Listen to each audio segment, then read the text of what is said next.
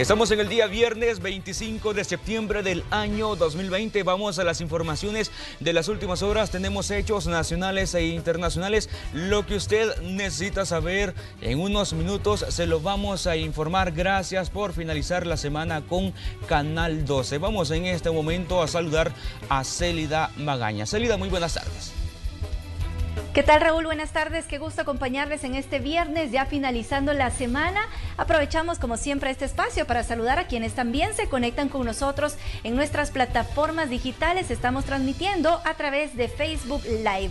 Vamos de inmediato con nuestros titulares. Sudagrip, con una familia de antigripales completa para aliviar los síntomas de la gripe, presenta el clima en Noticiero Hechos. Las lluvias de las últimas horas provocaron inundaciones y deslaves en varios lugares del país. Habitantes de la zona oriental fueron los más afectados tras el desbordamiento del Río Grande. Hoy es el tercer día de toma de pruebas COVID-19 en San Salvador. Las cabinas se encuentran instaladas en 4 puntos de la capital. Se pretende realizar 3.000 tamizajes para detectar zonas de concentración de casos de coronavirus. Le tenemos detalles de las reformas al sistema de pensiones para que las personas con enfermedades terminales y los salvadoreños radicados en el exterior puedan retirar sus ahorros. Para muchos alumnos, la educación en línea no es el principal reto al que se enfrentan. La situación se vuelve más compleja cuando se trata de niños no videntes. Ya le contamos. En el ámbito internacional, científicos descubren una mutación del coronavirus que podría ser más contagiosa. Iniciamos las informaciones de este día haciendo un enlace hasta el oriente del país. Tenemos información en desarrollo. Hay inundaciones que han dejado las lluvias registradas en las últimas horas. Ahí se encuentra la periodista Marcela Hernández de nuestro canal aliado TVM. Adelante. Muy buenas tardes, así es. Nos encontramos en la carretera litoral a la altura del cantón La Canoa del caserío Santa Fidelia. Y es que el desborde del Río Grande ha causado ya estragos en esta zona.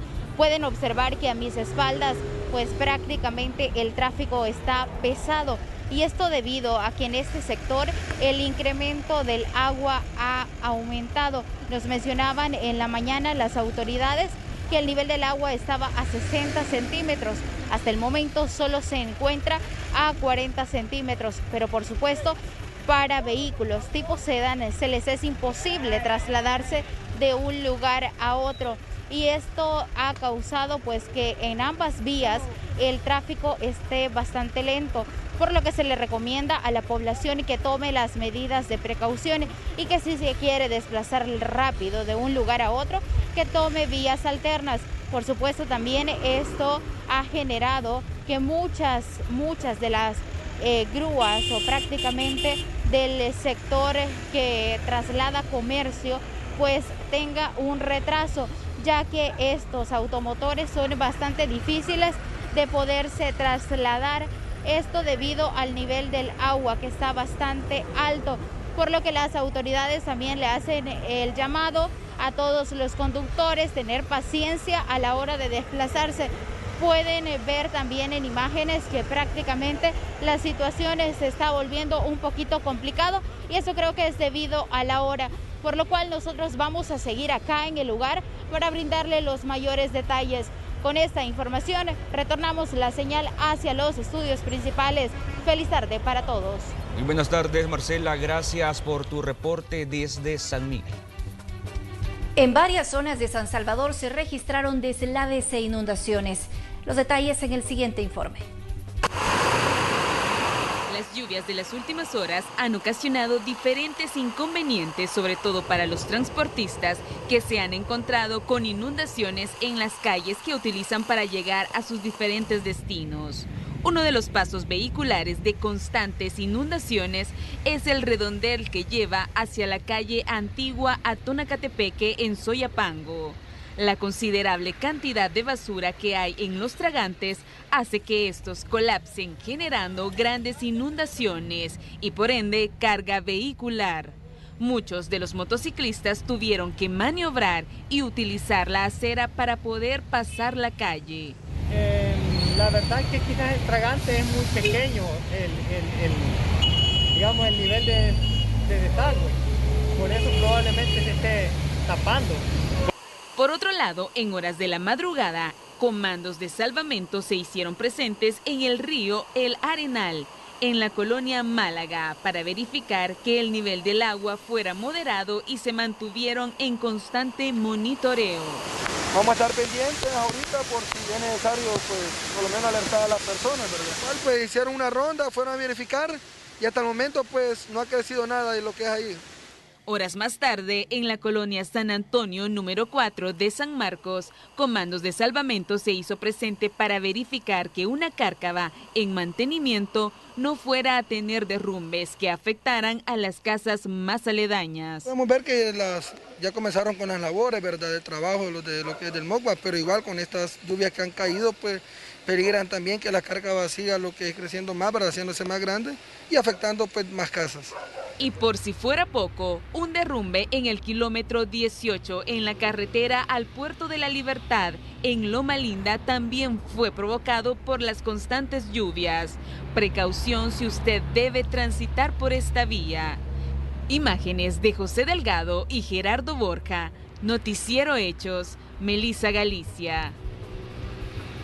Seguimos hablando de este tema, vamos con información en desarrollo, siempre de las lluvias hasta la colonia Miraflores de San Jacinto. Ahí se encuentra nuestro compañero Gerardo Borja y hay un deslave que está afectando a las familias de ese lugar. Incluso algunas viviendas podrían experimentar problemas. Adelante, Gerardo. Gracias, compañeros, amigos televidentes, qué gusto que se informe con nosotros. A esta hora me encuentro en el pasaje Las Dalias de la colonia Miraflores, esto en el barrio San Jacinto, donde en las últimas horas ocurrió un deslave. Estos escombros que usted ve en las imágenes cayeron de esta parte donde han quedado dos viviendas amenazadas. Esto podría ocasionar que estas casas caigan a más de 8 metros. Estos escombros estuvieron a punto también de caer sobre dos viviendas. Gracias a Dios no hay personas lesionadas, solo 15 familias afectadas. Contarles que estos habitantes de la colonia Miraflores en el pasaje Las Dalias tienen años de venir denunciando una problemática. Aseguran que hay un muro perimetral en la zona que se construiría aproximadamente 200 metros. De estos se construyeron nada más 30 metros bajo la gestión del ex alcalde Carlos Rivas Zamora. Es por eso que ellos están pidiendo, en este caso, a las nuevas autoridades de la alcaldía de San Salvador y a Obras Públicas que pueda finalizar estas obras en esta zona. Como podrán ver en las imágenes, solo es una parte la que se construyó de este muro perimetral para evitar la erosión y así que también las viviendas que se encuentran en la zona alta de la colonia Miraflores se vieran afectadas con las constantes lluvias. Pero hoy, debido a las últimas lluvias, como les mostraba en las imágenes, pues este deslave casi que genera tragedia. Pero vamos a hablar con Giovanni Alexander de Camilleros Voluntarios para que nos hable qué es lo que se espera ejecutar para así poder liberar el paso a estas personas y también cómo cuerpos de socorro ellos se hacen presentes para poder ayudar también en cualquier necesidad. Giovanni, estamos en vivo para el Noticiero Hechos. Muy buen día. Para comenzar, tenemos que dar gracias a Dios de que el deslave de este talud no ha cobrado víctimas. Solo se ha dado un daño material en una vivienda que es utilizada como bodega. Eso ha permitido de que no hayan víctimas que lamentar. Se ha evaluado la zona, se va a sugerir a la gente que en caso de que las lluvias continúen, que se evacúe. Ya hice directamente coordinación con el Ministerio de Obras Públicas y con el director de Protección Civil para que vengan y habiliten la vía, ya que es riesgo para la gente tratar de cruzar esta zona, esta calle que está cubierta por el material que se desprendió y puede presentar problemas cualquier persona de la tercera edad que intente cruzar. Gracias, Giovanni. Gracias, Giovanni. Bueno, compañeros en el estudio, amigos televidentes, esa es parte de la información que les compartimos a esta hora con estas imágenes. Regreso con ustedes. Si tu dolor de cabeza resuena como un gong, toma Dolofin Rápida Acción para tu dolor de cabeza. Dolofin Rápida Acción, un producto de la familia Dolofin, de Laboratorios López. Presenta.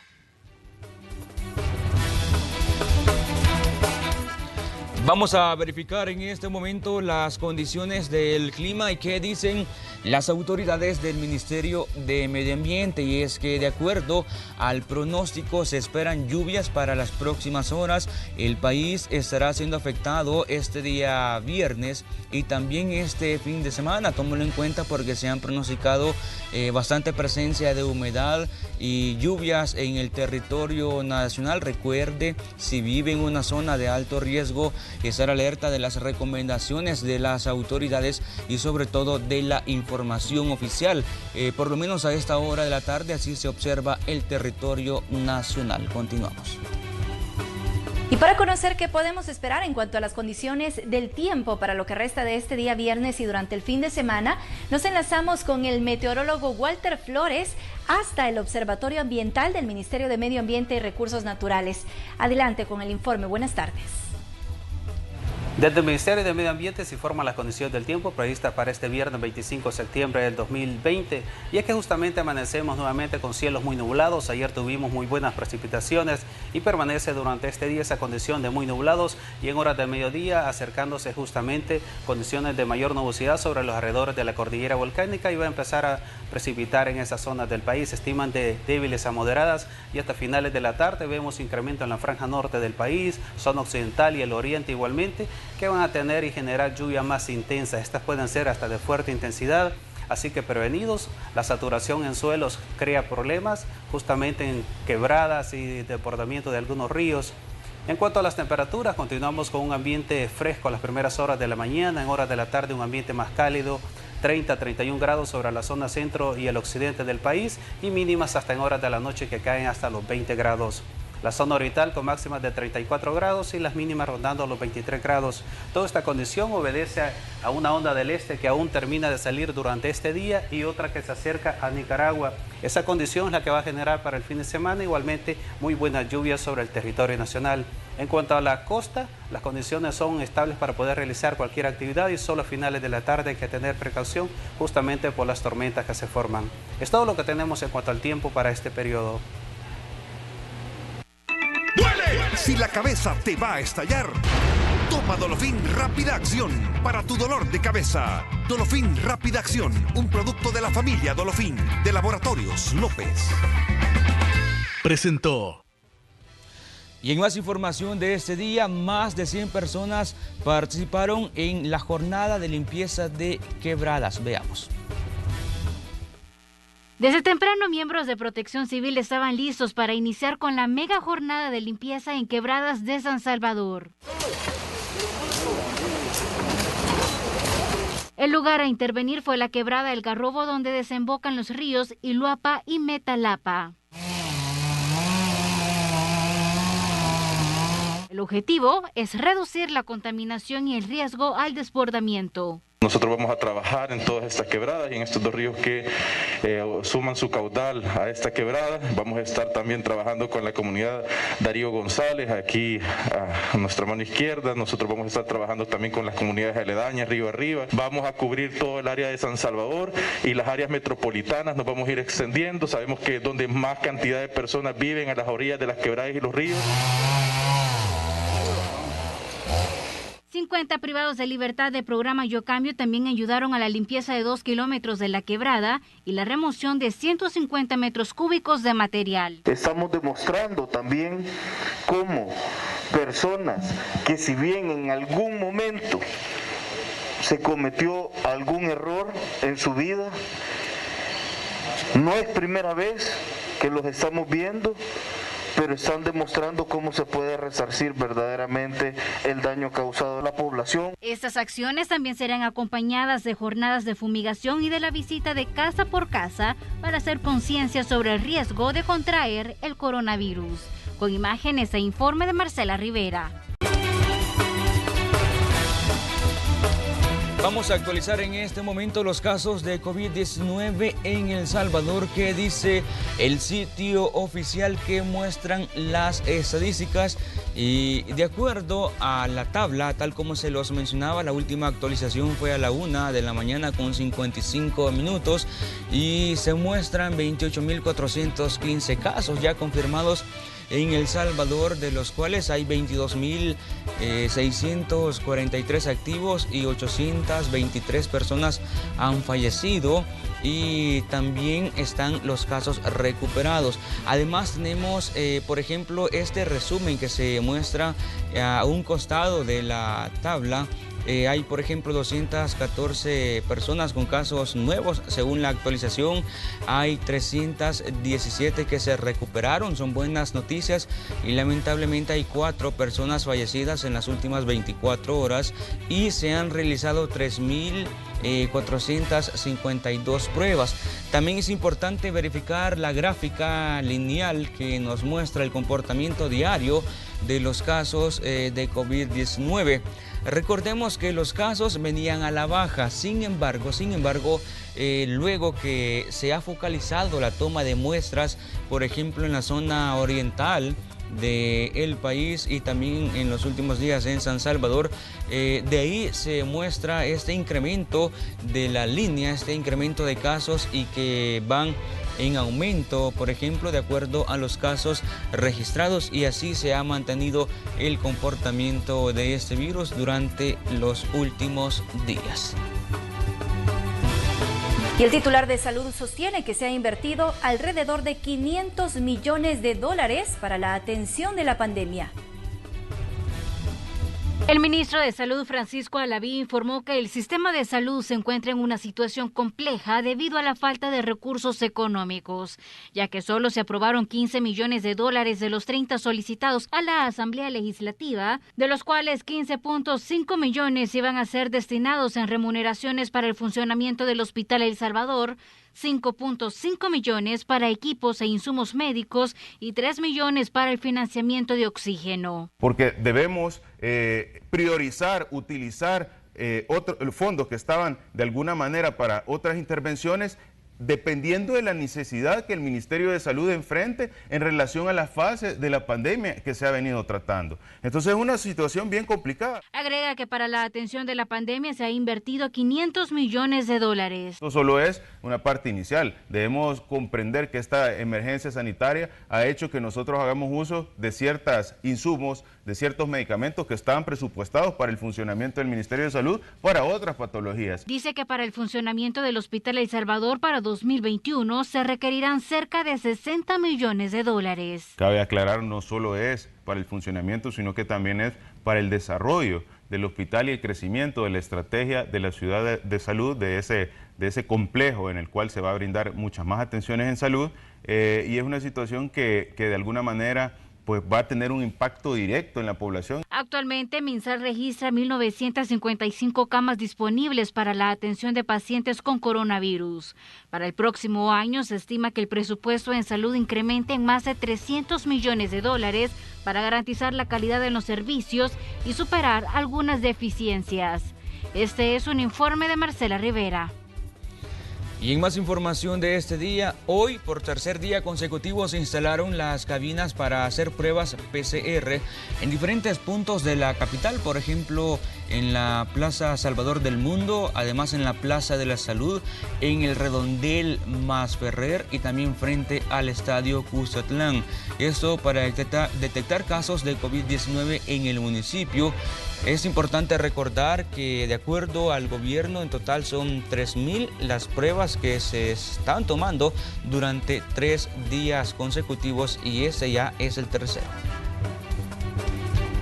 Acordémonos de que ahorita pues la enfermedad nos ha atacado fuertemente, ¿verdad? Han habido muchas lastimosamente pues han habido muchas personas que han fallecido por haber adquirido la enfermedad, y la importancia es ahorita detectar si el virus está en la persona, ¿verdad? Y si pues la mayoría está asintomático, eso es importante, porque al detectar una persona sin síntomas pero que tiene el virus, pues hay que tener mucha precaución, ¿verdad? Y darles sus orientaciones a esta persona para evitar que la contaminación pues siga dándose en nuestra población. Y durante la pandemia, la educación virtual se ha convertido en todo un reto para estudiantes y padres de familia. El reto es aún mayor cuando se trata de una persona con discapacidad visual.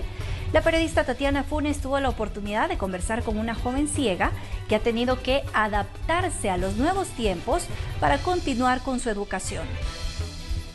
3x² entre 3. Son las 8 de la mañana y Marjorie ya está conectada a su clase de matemáticas vía Zoom. Cursa 9º grado. Pone toda su atención a las indicaciones y procedimientos que realiza su maestra Erika. No pierde ninguno de los ejercicios y anota todo al pie de la letra. Pero lo hace en braille. La pandemia y su discapacidad no representan ningún impedimento para que Marjorie continúe con su educación, aunque ha tenido que adaptarse a las clases virtuales. Su espíritu de perseverancia es su mejor aliado en la nueva normalidad de la educación. Porque yo nunca había hecho eso de la plataforma de Zoom o clases virtuales hasta hoy en la pandemia, en la cuarentena. Y realmente, sí, realmente la educación no se ha detenido, pues el colegio cerró, pero por el país, entonces las clases virtuales, pues cada día uno va aprendiendo más. La cantante alcanzó. Las tareas deben estar al día. Para ello es importante el apoyo de sus padres y hermana.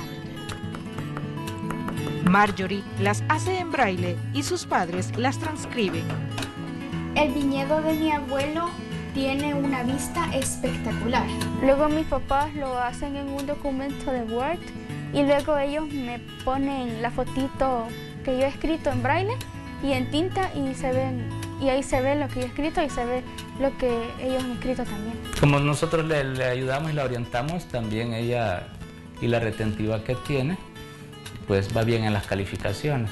Y aunque matemáticas es una de las asignaturas que más se le complica, su maestra hace retroalimentaciones personalizadas para que asimile mejor sus conocimientos. Irle enfatizando a ella los procedimientos, irle diciendo verbalmente cuáles son los pasos que debe de seguir, y luego las retroalimentaciones yo se los hago por medio de audios para que ella pueda comprender mucho mejor cuál es la parte en la que ella se ha equivocado y pueda ir mejorando cada vez en su proceso de aprendizaje. Los deseos de superación de esta joven son grandes y al finalizar su educación básica y bachillerato ya tiene en mente a qué quiere dedicarse. Sí, me quiero formar en el área de comunicaciones, ser locutora. Ese es mi sueño, mi meta es graduarme y ser locutora de radio. Glorificar a Dios, que el Padre del Señor. Marjorie además es apoyada por la Asociación de Ciegos, quienes gestionan su paquete escolar que le permite contar con todos los implementos para su escritura. La dedicación y compromiso por aprender son evidentes en esta joven. El incansable propósito de convertirse en una profesional no será frenado por las condiciones de la educación en la nueva normalidad por la pandemia de coronavirus. Con imágenes de Juan Castellanos, Tatiana Funes, Noticiero Hechos. Y por cierto, Noticiero Hechos tiene a sus periodistas desplegados en diversos departamentos del país. Vamos ahora hasta la zona norte, en el departamento de Chalatenango. Ahí se encuentra el periodista Luis Alberto López dando cobertura a un proyecto de tecnología para los alumnos de un centro escolar. Adelante, Luis.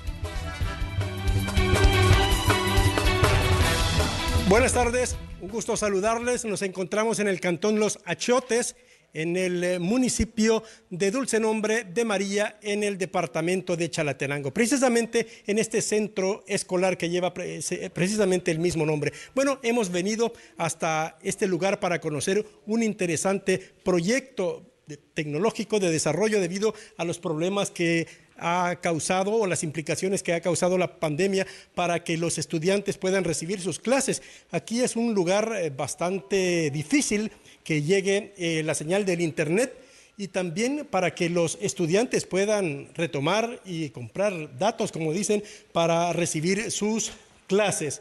Y vamos a hablar con el director precisamente de este centro escolar porque han desarrollado un proyecto muy interesante aquí en este centro escolar. Coméntenos cuál es básicamente el problema que tenían con los alumnos y cómo lo han solucionado. El problema era que los estudiantes no podían desarrollar sus guías, las guías que nos envía el Ministerio de Educación, apenas los docentes se las mandamos vía WhatsApp. Pero debido a los problemas de conectividad que existen, acá no hay internet residencial y a los estudiantes, a los padres les toca que estar cada semana comprando sus paquetes de internet, lo cual les genera mucho gasto económicamente y dificultad por la mala señal que existe del internet. Así es que a los alumnos también se les dificultaba recibir la señal y también para hacer sus tareas, pero con la Mancomunidad Trinacional Río Lempa junto a la Cooperación de Valencia han logrado este proyecto, traer la tecnología hacia una área rural, a una escuela rural. ¿En qué ha beneficiado este proyecto piloto que ustedes tienen ahora? Pues como la problemática se daba en los estudiantes y no en los docentes, se gestionó para que el proyecto se pudiera desarrollar el docente desde su casa y los estudiantes en el centro escolar, porque aquí tenemos el internet es gracias a Dios al Ministerio de Educación y el equipo tecnológico gracias a la Mancomunidad Trinacional Fronteriza Río Lempa. Bien, esta información se la estaremos ampliando, le estaremos dando más detalle en qué consiste este proyecto donde los estudiantes, bueno, ya se retiraron, pero ellos vienen cumpliendo todas las medidas de bioseguridad a hacer clases presenciales. Son pocos los estudiantes de 9º grado, pero están recibiendo la clase a través del uso de esta tecnología. Este informe se lo estaremos ampliando en nuestro noticiero de la noche. Muy buenas tardes. Aprobó un decreto transitorio para la concesión del transporte colectivo a causa del impacto económico por la pandemia del COVID-19. La periodista Carla Goches nos amplía la información. Adelante, Carla, buenas tardes. Muy buenas tardes. Efectivamente, los diputados de la Asamblea Legislativa aprobaron ayer un decreto transitorio sobre la concesión del transporte colectivo de pasajeros a causa del impacto económico del COVID-19, una disposición que permitiría que los transportistas aumenten la tarifa o dejen de brindar el servicio a la población. Resulta que los transportistas hoy están exigiendo que se les duplique el subsidio que han recibido hasta estos días, hasta junio de este año, o que se les permita triplicar el costo del pasaje. Una de esas dos opciones. Y si no se les da o más subsidio o más o autorización para cobrar el triple del pasaje, que hoy por hoy se paga, simplemente se van a ir a paro o van a hacer cualquier medida de presión. Lo que sucedió ayer, repito, es inaudito y no tiene nombre porque recurrieron a sus amigos en la Asamblea Legislativa, como casi siempre ocurre, para que se les blinde y para que durante el periodo que han recibido la concesión no se les pueda quitar la concesión hasta que finalice ese contrato, que pueden ser 7, pueden ser 10 años, dependiendo el contrato como lo tengan vigente individualmente cada empresario. El empresario de transporte Catalino Miranda también dio su opinión al respecto. Para eso son las gremiales, para poder negociar, pero no quitarles el poder total, ¿verdad? Porque entonces no trae chiste, no lo vamos a reunir 6 meses porque este decreto amarra que yo puedo subir tarifas, hacer esto y el otro, hacer desorden y nadie me va a decir nada. Automáticamente yo no estoy convencido que así sea, o sea que no me convence. Entonces yo creo que el juego de la política del transporte debe comprenderse en un diálogo escalonado hasta llegar a acuerdos donde las empresas sean fuertes, porque a un gobierno no le conviene tener empresas débiles. Además, consultamos la opinión de los usuarios que señalan que esta situación afectaría aún más sus bolsillos. Pues sí, esto sí nos afectaría mucho porque ya creo que toda la población destina cierto dinero para el pasaje y si esto nos aumenta, pues creo que ya tendríamos que hacer otro tipo de sacrificio para poder llegar a nuestro trabajo. Claro que sí, porque imagínense que antes pagamos 50 y ahora las aumentaron, porque desde el principio aumentaron todo. No estoy de acuerdo. Sí, porque la verdad es que es cierto que la economía, para ellos se ha complicado para todos, ¿verdad? Pero la verdad que no tenemos la culpa. El gobierno se mantiene firme en no incrementar la compensación económica a los transportistas ni permitir que aumenten la tarifa de los pasajes. Sin embargo, con este nuevo decreto transitorio, el Viceministerio de Transporte no podría retirar los permisos a los empresarios del transporte que apliquen un incremento. Esta es la información que tengo para compartir hasta este momento. Regreso la señal. Muy buenas tardes. Muy buenas tardes y seguimos con información que se genera desde la Asamblea Legislativa porque durante la sesión plenaria, ponga atención a la siguiente información, los diputados aprobaron un dictamen para que las personas con enfermedades terminales y también los salvadoreños radicados en el exterior puedan retirar sus ahorros de pensiones. Estas modificaciones también incluyen plazos a cumplir para que las personas reciban el dinero lo más pronto posible. Ahora falta que conocer la reacción del presidente de la República porque recordemos que él puede sancionar, observar y vetar lo aprobado por los diputados. Para poder solventar la situación para aquellas personas que adolezcan de estas enfermedades terminales. Y por supuesto también se ha dado un término de tiempo para que el Instituto de los Empleados, el Instituto Nacional de los Empleados Públicos y el Instituto Salvadoreño del Seguro Social puedan también agilizar y deban agilizar en este caso lo que es el cálculo del saldo que estas personas pudieran haber tenido en caso de haber laborado en el sistema antiguo, ya sea de INPEP o de Seguro Social. Vamos a enlazarnos en este momento con el periodista Ingmar Batres, quien se ha desplazado hasta el municipio de Colón, en La Libertad, donde la alcaldía, a pesar del retraso en el FODES, ha continuado ejecutando algunos proyectos y se ha mantenido con los pagos al día. Coméntanos, Ingmar, buenas tardes. Buenas tardes, gracias por estar en sintonía con nosotros. Estamos en el municipio de Colón, en La Libertad. Acá también esta municipalidad se ve afectada por el impago del FODES. Sin embargo, contrario a otras alcaldías, ellos sí están pagando los salarios de las personas que trabajan en esta administración municipal y están realizando los proyectos, aunque su alcalde sostiene que si bien es cierto el FODES sí hace falta porque hay al menos una decena de proyectos que estarían por ejecutarse pero que no se han hecho por la falta de pago del FODES. Sin embargo, ellos están realizando varios proyectos y entre estos están mejora de calles, así que digamos, por ponerlo en perspectiva, es un ejemplo de municipio y también de administración porque aunque no tienen todos los fondos que ellos reciben aproximadamente mensualmente como $500,000 y 5 millones al año del FODES, pues están llevando a cabo proyectos, aunque ellos dan un compás de espera también al 30 de septiembre, es decir, hasta la próxima semana. De ser así, podrían empezar a experimentar algunas consecuencias por este impago. Todos los detalles en la siguiente emisión de Noticiero Hechos. Buenas tardes. Muy buenas tardes. En más información, el presidente de la República, Nayib Bukele, juramentó a 2 nuevos funcionarios de su gobierno. Se trata de Rubén Alemán como nuevo presidente de ANDA. Él anteriormente se había desempeñado como experto ambiental en la Agencia de los Estados Unidos para el Desarrollo y también juramentó a la diputada Milena Mayorga, quien será la nueva embajadora de El Salvador en los Estados Unidos. Juramentación que ocurrió durante la cadena y también conferencia que dio el mandatario en Casa Presidencial.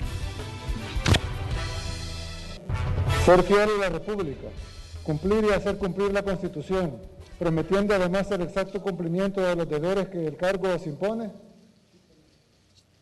Si así lo hicierais, que la patria os premie, y si no, que ella os lo demande. Este cargo tan importante que es nuestra embajada en nuestro socio internacional más importante en el mundo, nuestra embajada en Washington, en los Estados Unidos. Así que protestáis bajo vuestra palabra de honor, ser fiel a la República, cumplir y hacer cumplir la Constitución, prometiendo además el exacto cumplimiento de los deberes que el cargo os impone.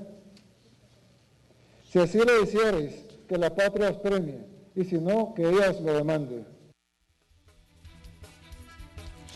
Vamos a una pausa, regresamos en unos minutos con más información.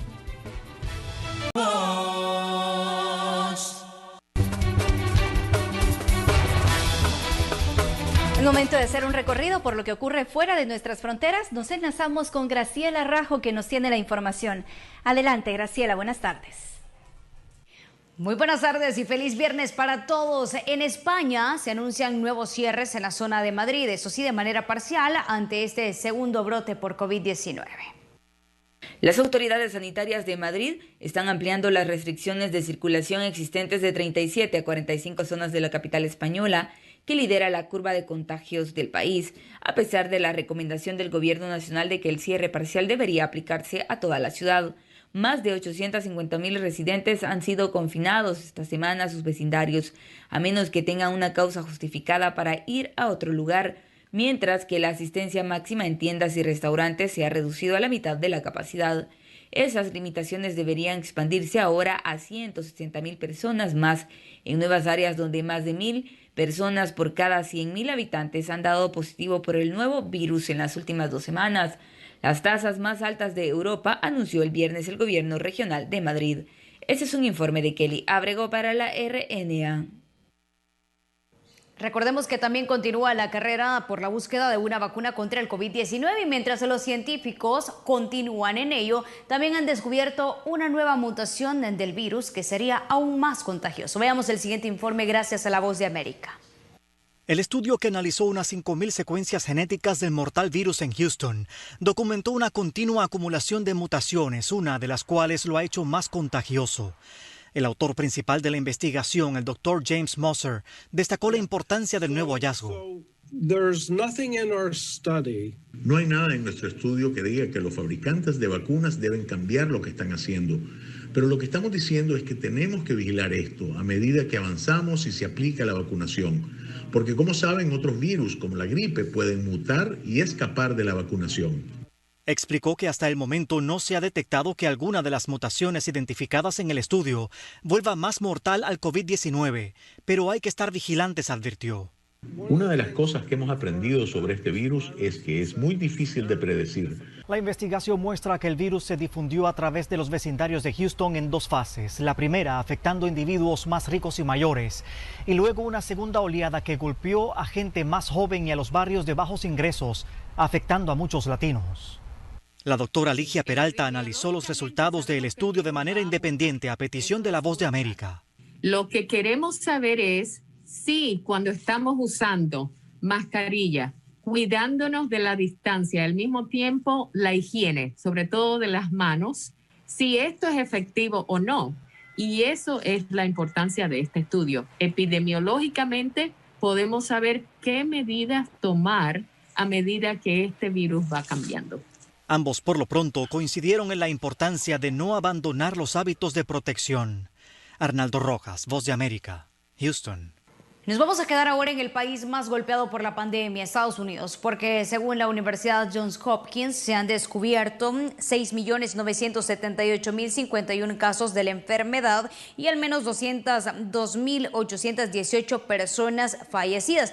Pero ¿por qué cobra relevancia en este momento? Bueno, porque según el doctor Anthony Fauci, el principal experto en enfermedades infecciosas, el país permanece en la primera ola de la pandemia por COVID-19, ya que los casos nunca disminuyeron significativamente. En lugar de decir una segunda ola, ¿por qué no decimos estamos preparados para el desafío del otoño y del invierno?, dijo Fauci.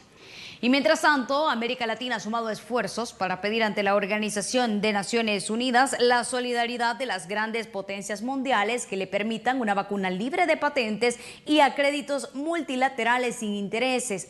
Los presidentes de Argentina y Perú pidieron en la ONU que la vacuna y el tratamiento contra el virus sean declarados bienes públicos globales accesibles para todos. Solo en América Latina, recordemos que se han registrado casi 9 millones de contagios y más de 330,000 fallecidos en tan solo 6 meses.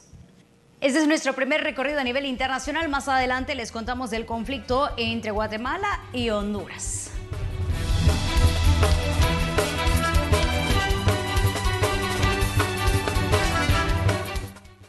Vamos con Zuli Rodríguez, que nos tiene los detalles. Adelante, Zuli, buenas tardes. ¿Qué tal? ¿Cómo están? Tengan todos muy buenas tardes. Bienvenidos a los deportes. Luis Suárez es oficialmente jugador del Atlético de Madrid. Y hablando también del uruguayo, vamos a hablar cómo Lionel Messi se despidió de su gran amigo y excompañero del Barcelona. Bastante importante lo que ha dicho y sobre todo polémico. Todo esto y mucho más se lo vamos a presentar a continuación en su sección deportiva. Luis Suárez ya es oficialmente jugador del Atlético de Madrid. El delantero uruguayo pasó a primera hora de este viernes el pertinente reconocimiento médico en la Clínica Universidad de Navarra y posteriormente firmó su nuevo contrato en el Wanda Metropolitano. Suárez será jugador del Atlético de Madrid las 2 próximas temporadas, la 2020-2021 y 2021-2022. El Atlético solo pagará al Barcelona en función de una serie de variables que dependen del rendimiento del equipo y de la participación del propio jugador. Lionel Messi utilizó su cuenta de Instagram para despedir al uruguayo, con quien formó un gran vínculo desde su arribo al club a mediados de 2014. Era habitual verlos de vacaciones juntos y sus parejas incluso tuvieron un negocio juntas. En su posteo, el 10 aprovechó la oportunidad para apuntar contra la dirigencia culé. Ya me venía haciendo la idea, pero hoy entré al vestuario y me cayó la ficha de verdad. Qué difícil va a sernos seguir compartiendo el día a día con vos, tanto en las canchas como afuera. Los vamos a extrañar muchísimo. Fueron muchos años, muchos mates, comidas, cenas, muchas cosas que nunca se van a olvidar. Todos los días juntos, comenzó su sentido mensaje, la estrella de la selección de Argentina. Sin embargo, con el correr de sus palabras, el tono del mensaje comenzó a elevarse y se cree que el principal destinatario es el presidente Josep María Bartomeu, con quien mantiene públicas diferencias desde hace varias temporadas, algo que quedó en evidencia en las últimas semanas tras frustrarse su salida del club. El mandatario le advirtió que las únicas maneras de desmarcharse eran con el pago de 700 millones de su cláusula de rescisión o iniciando un juicio. Gareth Bale dijo que no se arrepiente de los años vividos en el Real Madrid tras salir del club blanco para volver al Tottenham Hotspur y que ese periodo de 6 años tumultuosos pero lleno de trofeos le había ayudado a crecer.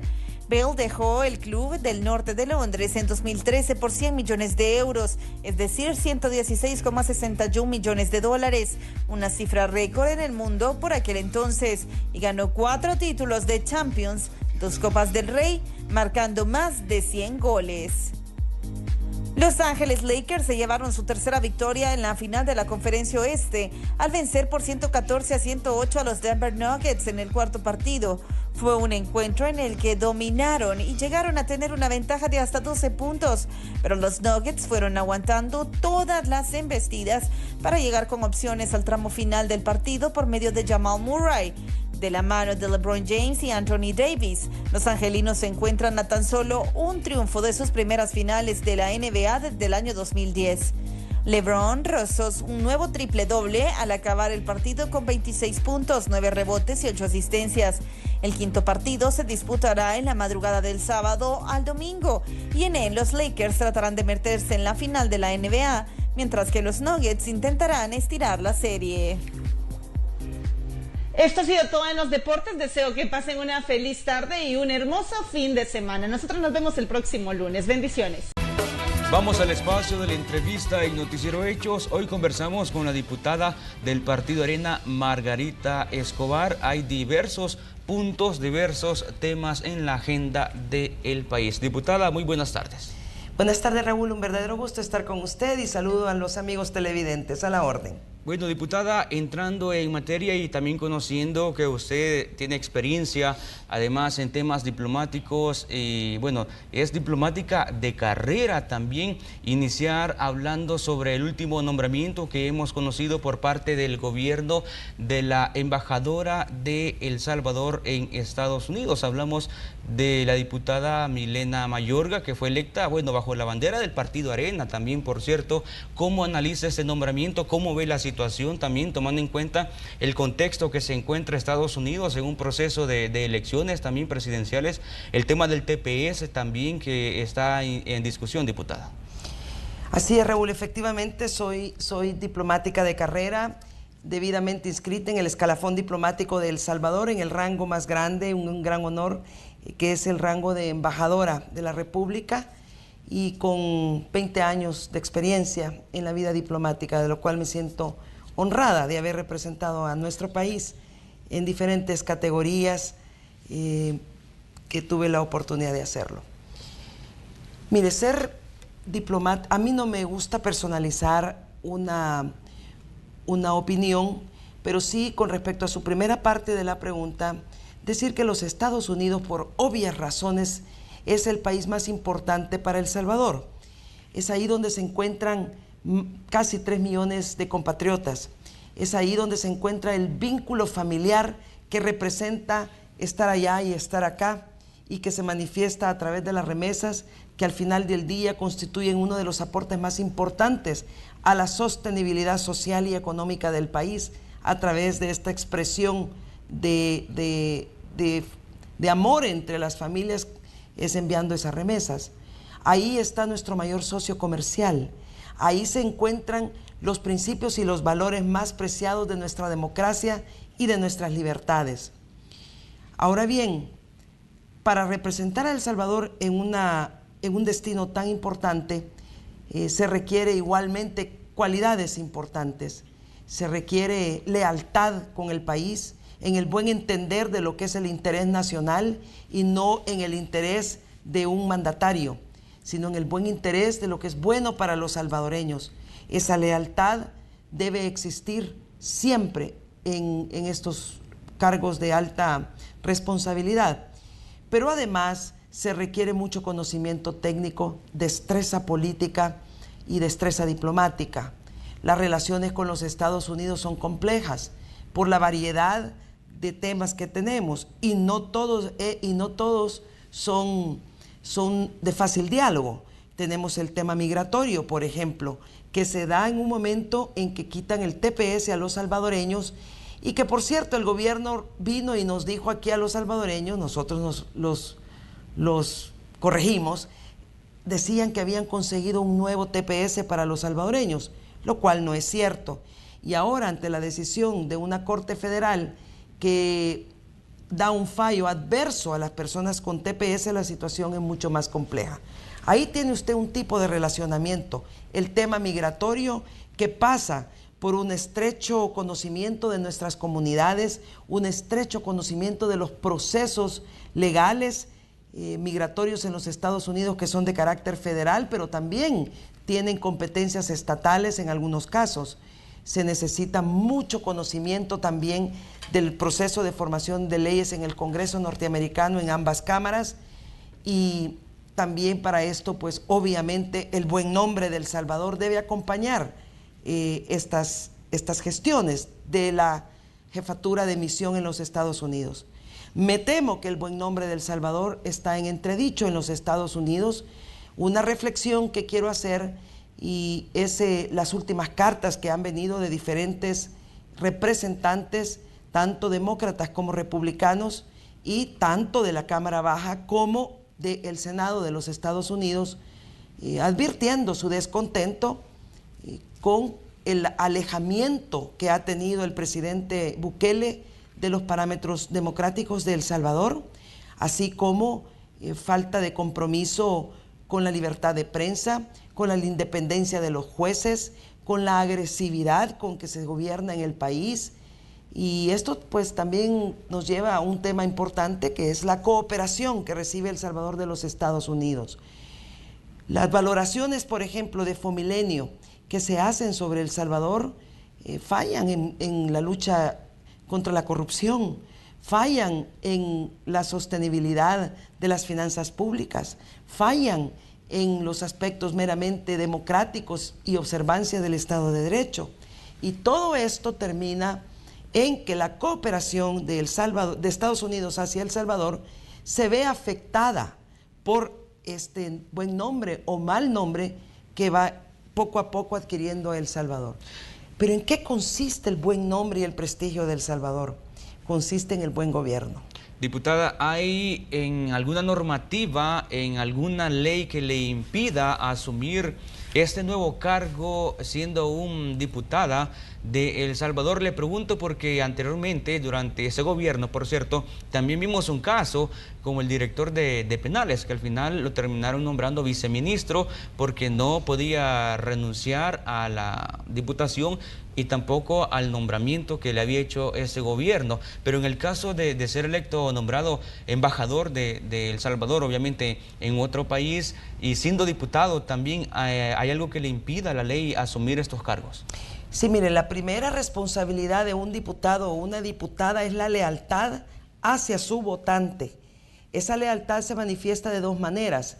El votante vota por un diputado por una plataforma política que presenta el partido político que la lleva como candidata o candidato, y la segunda es la plataforma personal, programática, de promesas de campaña que realiza una candidatura. Si una persona electa, una vez electa, se aparta de las razones que llevaron a una persona a depositar su confianza para ser diputado, ahí empieza un tema muy cuestionado en el país que se llama la lealtad al votante y el fraude de ley, porque usted abandona los principios por los cuales un ciudadano confió en usted. Ahora bien, esto también conlleva el respeto a la institución que usted representa, y en este caso no puede usted renunciar a una diputación de la cual ha sido electa por un periodo de 3 años.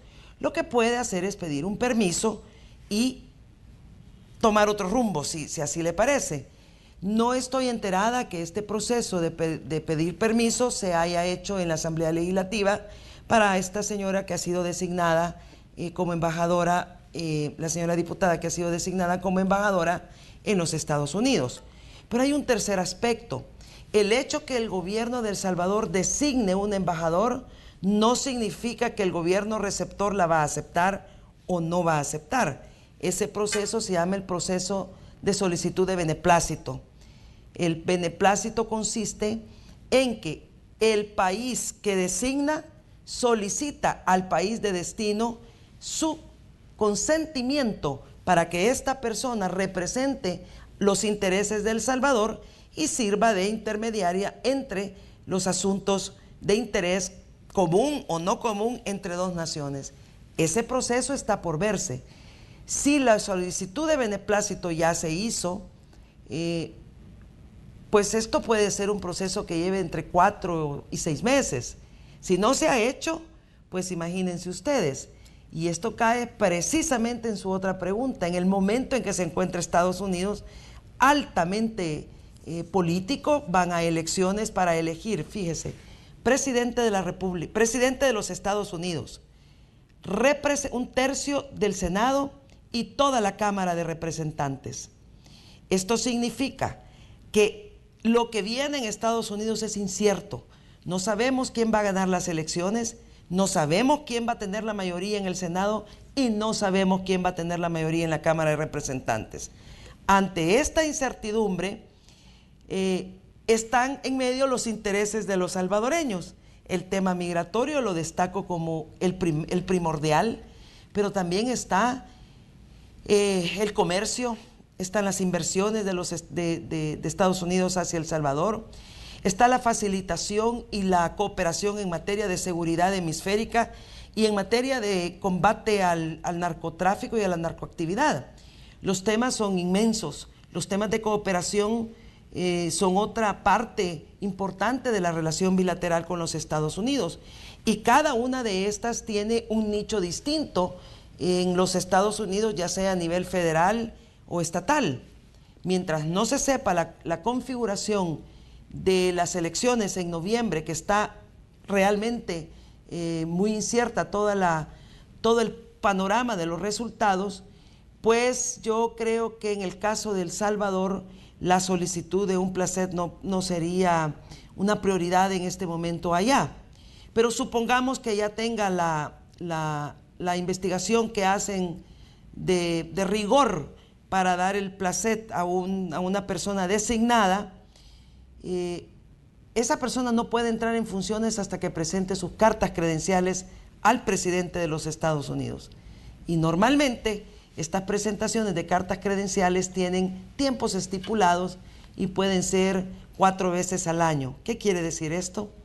Que no sé en qué momento se podría comenzar a fungir como embajadora. Por el momento es la persona designada.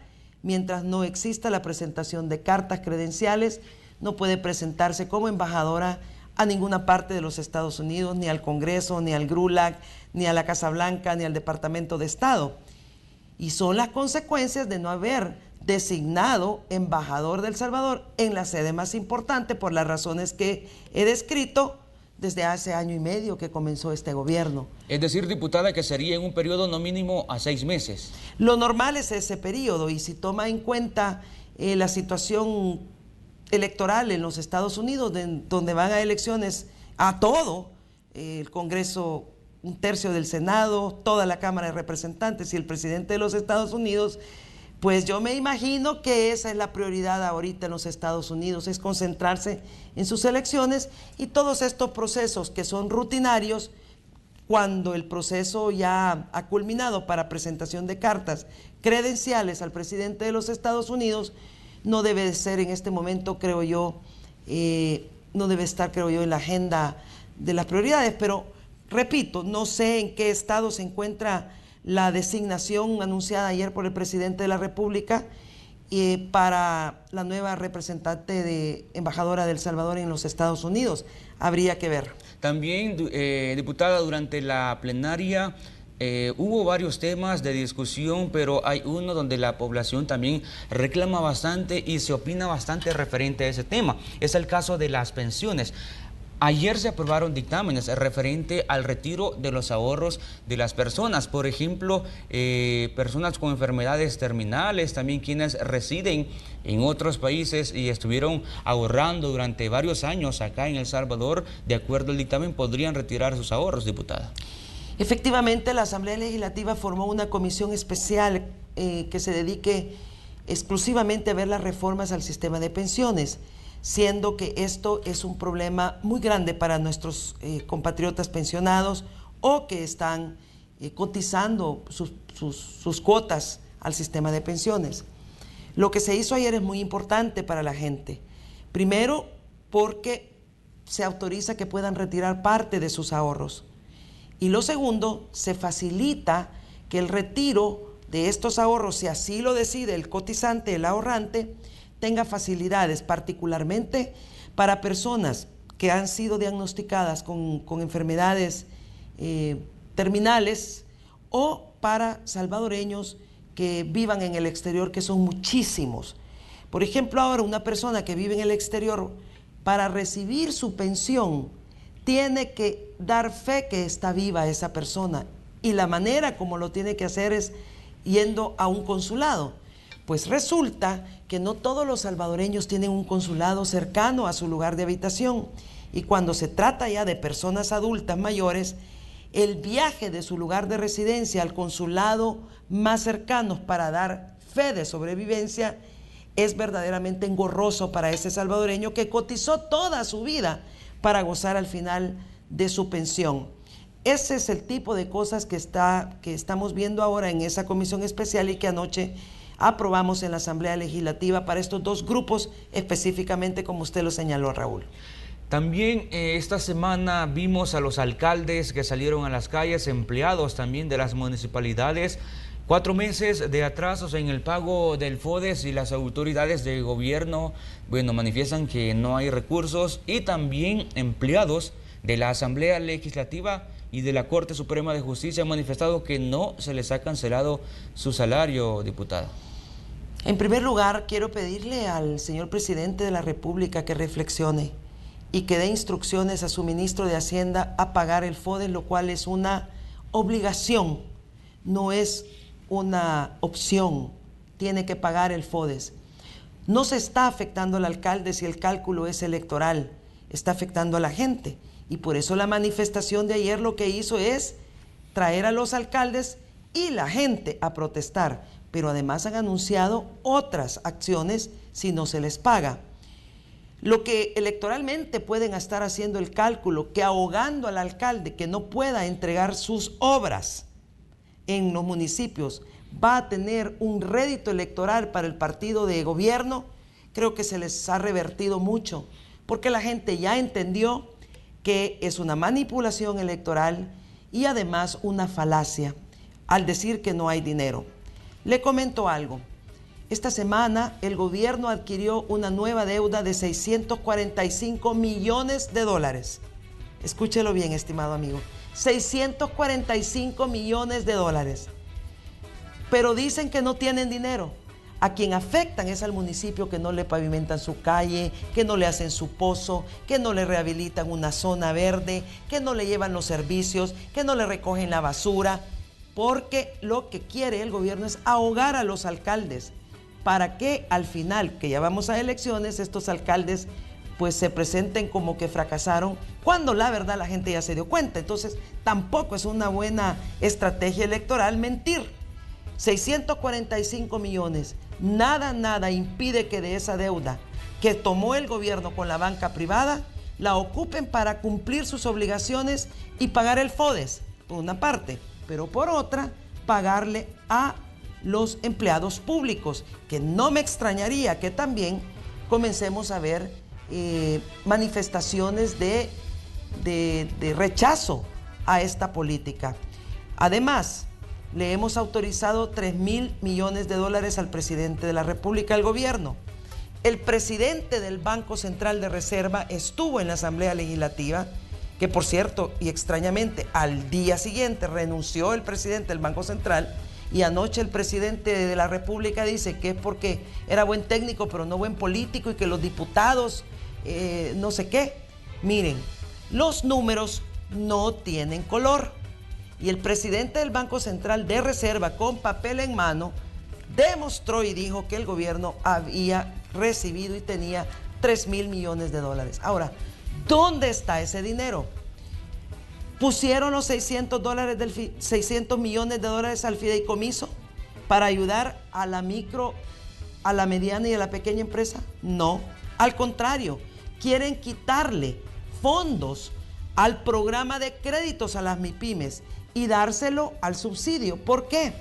Porque el subsidio fue creado con 140 millones de dólares en aquel momento para ayudar a las MIPYMES a rescatar sus empresas. Pero hoy en septiembre esas empresas quebraron.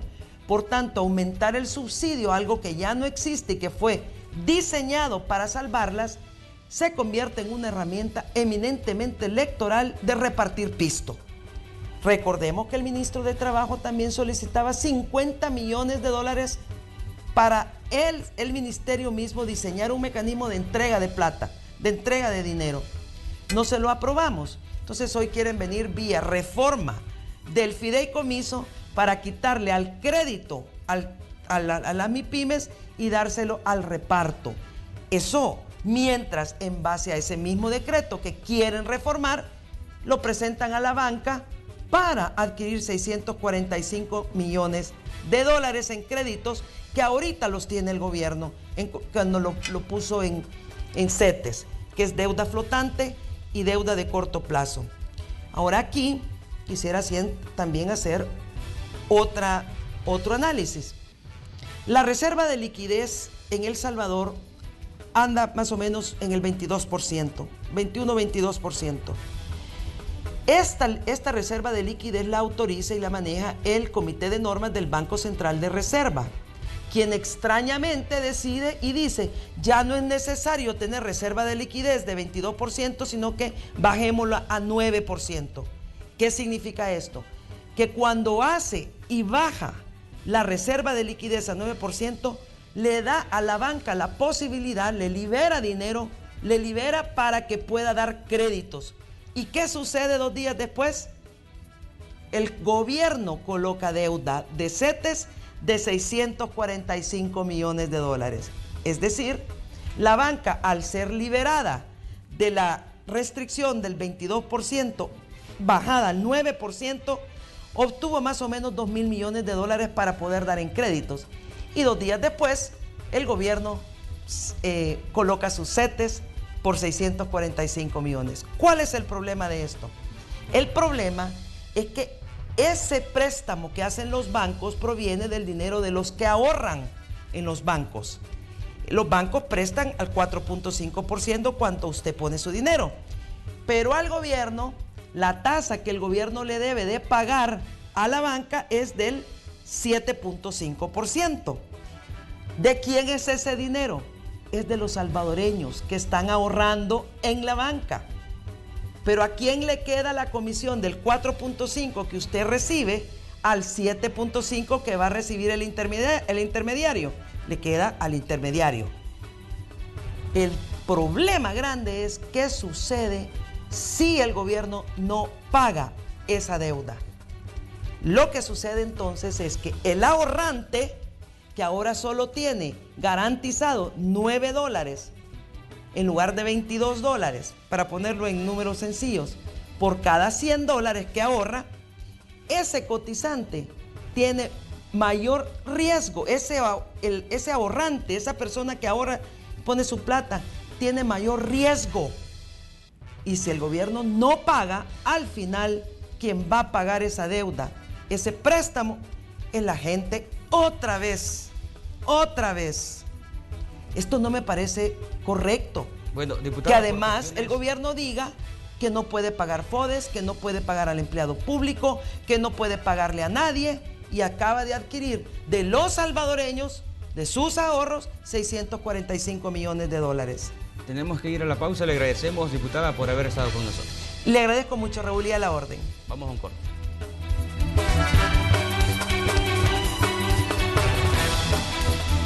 Vamos a más información. La Fundación Calleja invirtió más de $75.000 en la construcción y mejoramiento de infraestructura del centro escolar Barrio El Progreso, ubicado en Soyapango.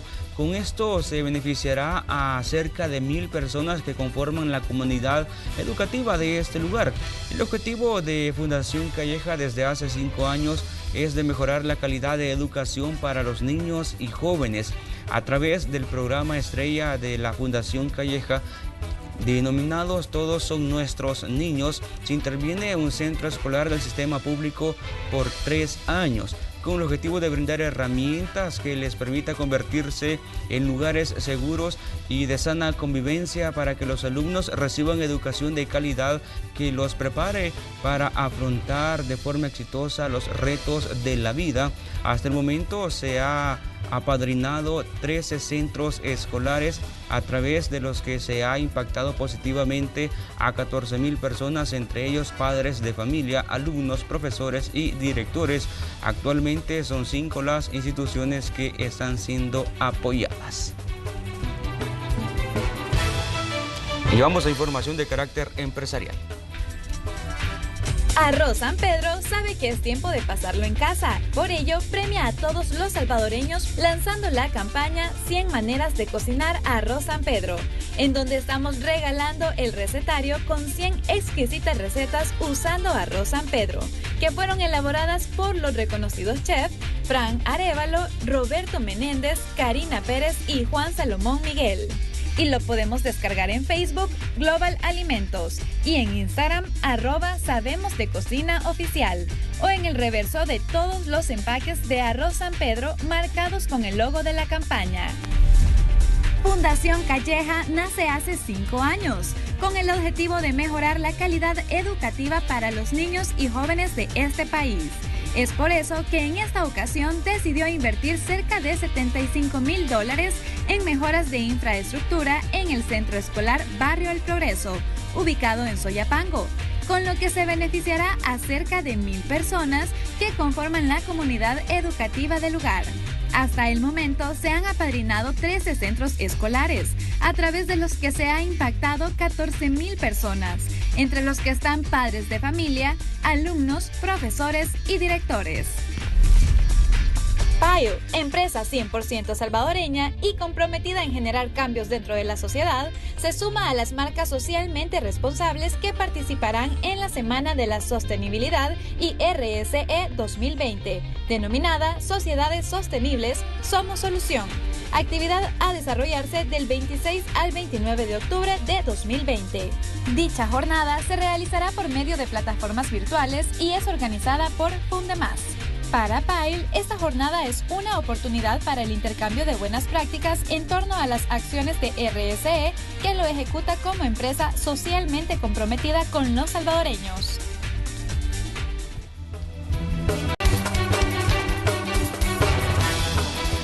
Por hoy finalizamos, vamos con Célida Magaña. Muchas gracias, Raúl. Para mí fue un gusto haberles acompañado en esta entrega del Noticiero Hechos con lo más destacado ocurrido durante las últimas horas. Desde ya les deseamos un maravilloso fin de semana. Por nuestra parte es todo. Será hasta la próxima. Buenas tardes. Buenas tardes.